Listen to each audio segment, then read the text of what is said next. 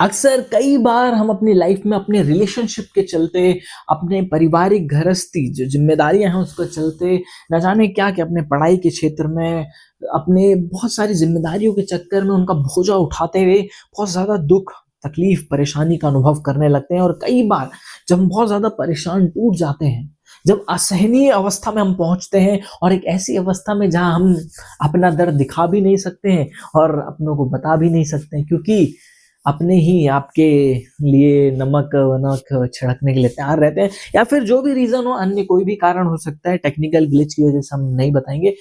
तो जिस भी कारण है उसकी वज़ह से आप गुज़र रहे होते हैं, इन परिस्थितियों से गुज़र रहे होते हो, इन तकलीफ़ से गुज़र रहे होते हो और बहुत ज़्यादा दुःख पीड़ा का अनुभव करते हो, तो आपके मन में भी ये अक्सर सवाल आता होगा जो अक्सर कई बार मेरे मन में भी आता था। जी हाँ, कि यार क्या कैसे क्या हम इस ज़िम्मेदारियाँ को निभाते हुए इन सब को चीज़ों को झेलते हुए क्या कोई ऐसा पर्सपेक्टिव, क्या एक ऐसा सुपरविज़न हमें मिल सकता है, ऐसा दृष्टिकोण हमें मिल सकता है जिसकी वजह से जिसके बाद हमारे लिए ये तकलीफ़, ये चीज़ वैसे ही हो जाए जैसे चीनी कम पानी, है ना? जिस तरीके से कहते हैं ना कि भैया मीन सदा जल में रहे, धोए बाँस ना जाए। कहते हैं ना जिस तरीके से लोटस कमल होता है कि कीचड़ में रहता है लेकिन फिर भी उसकी एक बूंद कमल को स्पर्श नहीं करती, तो क्या ऐसा हो सकता है? जी हाँ, बिल्कुल हो सकता है, डेफ़िनेटली क्यों नहीं हो सकता? हो सकता है। इसका उपाय हमारे शास्त्रों में दिया गया है। उस तक पहुँचने से पहले एक चीज़ है, अगर ये वीडियो को आपने अभी तक सब्सक्राइब इस चैनल को अगर अभी तक सब्सक्राइब नहीं किया है, तो प्लीज़ कर दें। जो भी आपकी परेशानी, प्रॉब्लम है, उसको नीचे कमेंट करके ज़रूर बताएँ। हम कोशिश करेंगे इस छोटी बुद्धि, अल्प ज्ञान से प्रयास करेंगे जो भी हम अपने गुरु से, अपने ऋषियों से, जो भी हमारे सनातन की जो संस्कृति है, उसकी जो लर्निंग्स है, जो भी हमने उससे सीखा है या फिर इस जो साइकोलॉजी के लेवल से जो हमने सीखा है, जो या फिर जो काउंसलिंग के दौरान हम लोगों से सीखा है या अपने गुरुओं के शरण में रहते हुए जो हमने सीखा है या जो सीख रहे हैं, जो उस पथ पे चलते हुए जो आपसे हमें सीखने के लिए मिल रहा है, उस तक आपको जोड़ने का, उससे कुछ कॉन्क्लूड करते हुए, उसको सम अप करते हुए कुछ प्रयास करते हैं आपकी प्रॉब्लम को सुलझाने का। तो इसीलिए कमेंट करके ज़रूर बताएँ, ये वीडियो ऐसा आपको कैसा लगा या फिर कोई भी प्रॉब्लम है, तो वो भी ज़रूर नीचे बताएँ।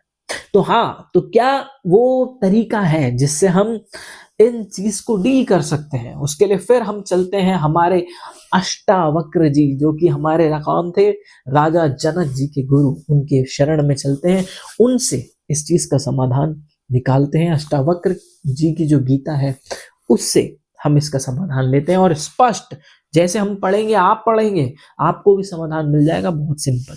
तो आइए साथ में पढ़ते हैं।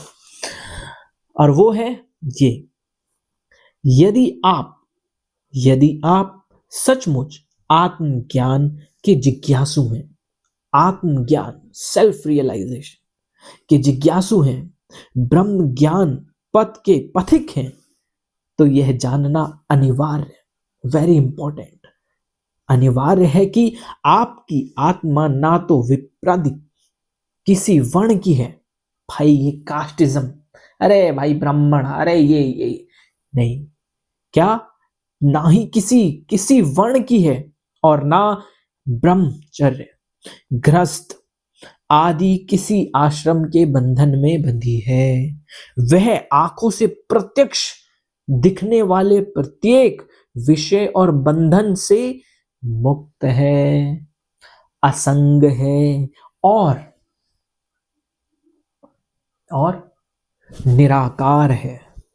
वह तो इस दृश्यमान विश्व के इन सब रूपों का साक्षी है, साक्षी मात्र है, इनमें लिप्त नहीं है। यह ज्ञान समझ लेने पर आप सदा सुखी रहेंगे। इसको लगा डाला तो लाइफ जिंगा लाला। भैया अब ये इससे हमें पता लग गया है क्या, हम अपने आप को इन चीजों में स्वयं बांध रहे हैं, हम बंधे नहीं हैं। जिस तरीके से एक कहावत आती है ना कि एक एक ऊंट था, उसको रोज आदत थी कि एक रस्सी से बांधा जाता था और वो बैठ जाता था, यूं बैठ जाता था। तो हर दिन वही प्रयास होता था, तो उसके बाद उसका अनुभव हो गया था, इसकी वजह से रोज जब वो खूंटा गड़ता था, रस्सी होती थी, तो बैठ जाता था। तो अगले दिन क्या हुआ, उसका मालिक जब आया, उस ऊँट को लाया, उसको बिठाना था, लेकिन रस्सी नहीं थी। और रस्सी नहीं थी तो उसने क्या रहा, तो क्या करूं? तो उसने कहा हाँ।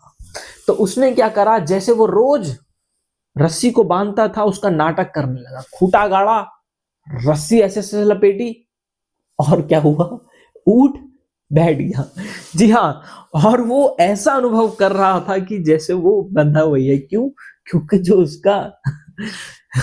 जो उसका एक्सपीरियंस था वो ऐसे ही हो चुका था, वो उसी ढर्रे पर ढल चुका था। सेम हम भी ऐसे ही बिन बंधे हुए खूंटे से अपने आप को बांध लेते हैं, उस धागे से अपने आप को बांध लेते हैं जो कि है तो अदृश्य है, लेकिन फिर भी उसको मान करके हम सारे नाटक करते हैं और प्रपंच कर रहे होते हैं, सारी जिम्मेदारियां निभा रहे होते हैं। लेकिन सब कुछ ठीक है, सारी जिम्मेदारी निभाना, दायित्व निभाना हमारा कर्तव्य है, हमारा जिम्मेदारी है। हमारे नित्य कर्म में वो चीज आती है, हमारे जो डेली टास्क है, डेली जो कर्म है, हमारी रिस्पॉन्सिबिलिटीज है, उसके अंदर आती है।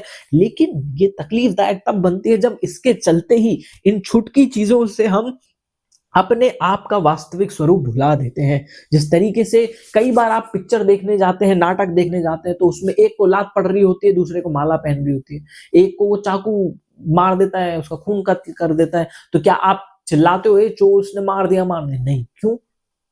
क्योंकि आपको पता है कि ये एक नाटक है। आप उस थिएटर में एक साक्षी बन करके बैठे होते हैं। यहां लिखा है ना, आप साक्षी हैं। जब आप अपने आप को सिर्फ दृष्टा बनकर देख रहे होते हैं ना, जिस तरीके से आप हॉल में जाते तो हैं, बैठते तो हैं, नाटक को एक दृष्टा बन करके देखते हैं, साक्षी भाव में देखते हैं, लेकिन उस नाटक में कहीं पर भी बंधते नहीं है। आप ये उस समय जानते हैं कि वो नाटक वहां हो रहा है और उसके अंदर हो रहा है, और आप बाहर बैठे और आप सिर्फ देख रहे हैं। आप सब कुछ देख रहे हैं, आप दृष्टा तो हैं, लेकिन आप उसमें लिप्त नहीं है, आप उससे अछूता है। तो इसीलिए जब वहां पर मर्डर भी हो रहा होता है, कुछ भी चल रहा होता है, तो उसकी तकलीफ आप देख तो रहे होते हैं, लेकिन आप क्या चिल्ला रहे हो और कुछ नहीं करते? क्यों? क्योंकि आपको पता है नाटक है। तो इसी तरीके से जब हम अपनी लाइफ में भी इसी चीज को अप्लाई करते हैं, इन प्रैक्टिसेस को करते हैं, न जाने वो कोई सा भी दुख हमारे जीवन में आता है, उससे हम सीखते हैं। उससे हम सीख करके जब हम उस पर्सपेक्टिव से, इसी पर्सपेक्टिव से उस परिस्थिति को देखते हैं, तो हमारा सॉल्यूशन भी यूं निकल जाता है। जो हम दृष्टा बन करके अपने आप को मानते कि ठीक है, ये डेस्टिनेड था, पहले से ही निर्धारित था, इसमें मेरा कोई नियंत्रण नहीं था, इस चीज से मैं सीख सकता हूँ। इस चीज में भैया हम तो किसी के नहीं है, हम काहू के नाही, हम तो एक हैं। कौन? एक ही मोरी, एक ही मोरो राम नाम धन, एक ही मेरी आशा, कि हम तो उसके हैं। बाकी ये ठीक है, जिम्मेदारियां हैं, ये चीजें हैं, निभा रहे हैं। जिस तरीके से रामायण जब कोई भी पाठ कर रहे होते हैं तो उसमें एक किरदार मिलता है। अगर बेटा को राम का, अगर बेटे को रावण का रोल मिला है और उसके पिता को विभीषण का, तो अगर नाटक पे लात खानी है तो खा लेंगे, लेकिन इसको कोई भी दिल पर थोड़ी लेगा। तो इसी तरीके से आप भी ये नाटक को, जहाँ जो भी चीजें चल रहा है, उठका पटकी, ये वो, लाइफ में आना जाना, ब्रेकअप ब्रेकअप, इसको ले ले, बट कभी दिल से ना ले, इतना ना लगे। दृष्टा बनकर के, साक्षी बनकर के देखे कि आप बहुत अलग हैं, आप बहुत ऊपर हैं, आप निर्लिप्त आत्मा है, आप शुद्ध चैतन्य आत्मा है, जिसमें यही सीख गीता में हमारे श्री कृष्ण अर्जुन को भी देते हैं कि अर्जुन, तुम अपने आत्मज्ञान को भुला दिए हो, इसीलिए तुम मायाग्रस्त हो गए हो, इसीलिए तुम आज इस दुख से व्यथित हो, इसी चीज से परेशान हो, क्योंकि तुम अपने आत्मज्ञान को भुला दियो। आप ये भुला चुके हो कि आप दृष्टा हो, और आप अपने आप को इसी एक्सपीरियंसेस के अंदर, इन्हीं इंद्रिय यानी कि इन्हीं सेंसेस के अंदर जब मानते हो, तो आप उससे होने वाले अनुभव को भी अपना मान लेते हो। वो उसमें आप अपने आप से, सेल्फ ईगो से, अहम से जोड़ लेते हो, और इसीलिए ही दुख का अनुभव हमें करना पड़ता है। तो ये वीडियो आपको कैसी लगी, कैसा आपको ये समझ में आया या नहीं आया, कमेंट करके जरूर बताएं। और इसी तरीके से अगर आप वीडियो चाहते हैं लाइफ से जुड़ी हुई सॉल्यूशन का, तो चैनल को जरूर सब्सक्राइब करते हैं, करिए, और कमेंट करके जरूर बताओ, शेयर भी जरूर कर दीजिए। मिलते हैं नेक्स्ट वीडियो में, टिल देन